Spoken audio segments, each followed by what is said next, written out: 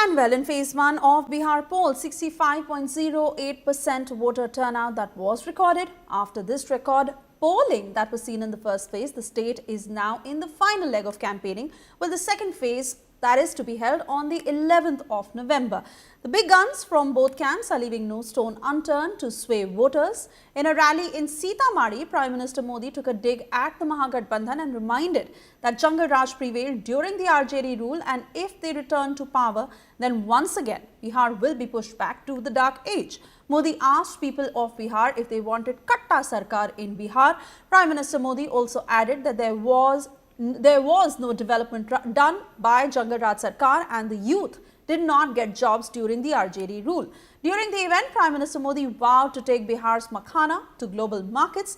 Meanwhile, Congress chief Mallikarjun Kharge hit back at Modi and claimed that BJP is in no mood to make Nitish Kumar chief minister this time, and therefore NDA has not given a chief ministerial face yet. Kharge also claimed that NDA government will be ousted this time. मैं बिहार में आपको यहां fashion है ना, कट्टा लेकर के आ जाते हैं, फिर बोलते हैं हैंड्स अप, यही है ना। मैं बिहार में आपको हैंड्स अप कहने वाले, अब बिहार में उनके लिए जगह नहीं है। अब तो बिहार में स्टार्टअप के सपने देखने वाले चाहिए, हैंड्स अप वाले नहीं चाहिए हमें। साथियों, हम बच्चों के हाथ में किताबें, कंप्यूटर, लैपटॉप दे रहे हैं। हमारे बच्चे खेल में आगे बढ़े, इसलिए हम उन्हें बैट दे रहे हैं, हॉकी स्टिक दे रहे हैं, फुटबॉल दे रहे हैं, वॉलीबॉल दे रहे हैं। लेकिन आरजेडी के लोग बिहार के युवाओं को कट्टा और दूनाली देने की बात कर रहे हैं। ये लोग खुद के बच्चों को मंत्री बनाना चाहते हैं। बेटा हो बेटी, कोई सांसद बने, कोई एमएलए बने, कोई मंत्री बने, कोई मुख्यमंत्री बने, अपने संतानों के लिए तो वो ये सपने देखते हैं, और आप सभी के बच्चों को रंगदार बनाना चाहते हैं, रंगदार बनाने। लेकिन जैसे ही जंगल राज आया, वैसे ही बिहार में बर्बादी का दौर शुरू हो गया। आरजेडी वालों ने बिहार में विकास का पूरा माहौल ही खत्म कर दिया। साथियों, ये आरजेडी और कांग्रेस वाले उद्योगों की एबीसी भी नहीं जानते। ये उद्योगों में सिर्फ ताले लगाना जानते हैं।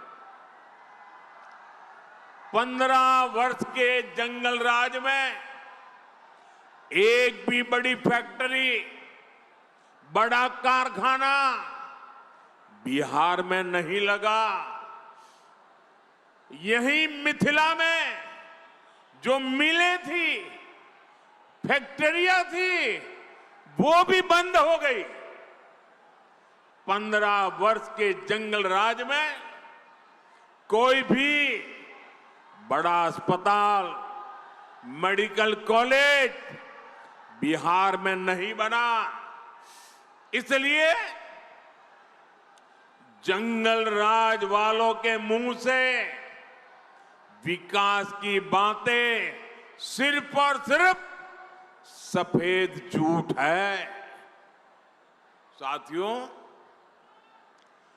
जंगल राज के समय में बिहार के लोगों का सरकार से भरोसा ही उठ गया था। आज भाइयों बहनों, अगर पटना से 1 रुपया निकलता है तो पूरे 100 पैसे आपके खाते में जमा होते हैं। आज दिल्ली से 1 रुपया निकलता है तो 100 के 100 पैसे आपके खाते में जमा होते हैं।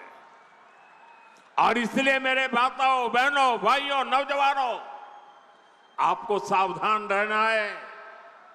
कांग्रेस आरजेडी आपका पैसा लूटने की फिराक में बैठी है। साथियों, कांग्रेस और आरजेडी के लोग इतने सालों तक सत्ता में रहे। इन लोगों ने विकास के नाम पर सिर्फ घोटाले किए। जो दूर दराज के क्षेत्र थे उनको ये लोग पिछड़ा घोषित कर देते थे ताकि वहां लोग विकास के बारे में सोच ही ना पाए। देश के 100 से अधिक जिले ऐसे थे जिनको कांग्रेस ने पिछड़ा घोषित कर दिया था। इसमें बिहार के भी अनेक जिले थे और सीतामढ़ी भी उनमें से एक था। साथियों, जिनको इन्होंने पिछड़ा घोषित किया था उनको हमने आकांक्षी जिला बनाया, वहां मिशन मोड पर विकास शुरू किया। मुझे गर्व है कि हमारा सीतामढ़ी भी आज विकास के मामले में दूसरे जिलों को टक्कर दे रहा है। अब आपको लगता है कि नीतीश जरूरी हो गए बीजेपी के लिए, मजबूरी नहीं है? इस तरह की बात पहले भीतर खाने कही जा रही थी। जिस तरह से नीतीश कुमार ये भी चल रहा है कि जेडीयू बेहतर करते नजर आ रही है बीजेपी से, ऐसा भी संभव हो सकता है? आपस में इनके मनभेद है? आपस में तो बहुत मनभेद है और ये लोग जो मिलके लड़ रहे हैं वो दिल से नहीं लड़ रहे।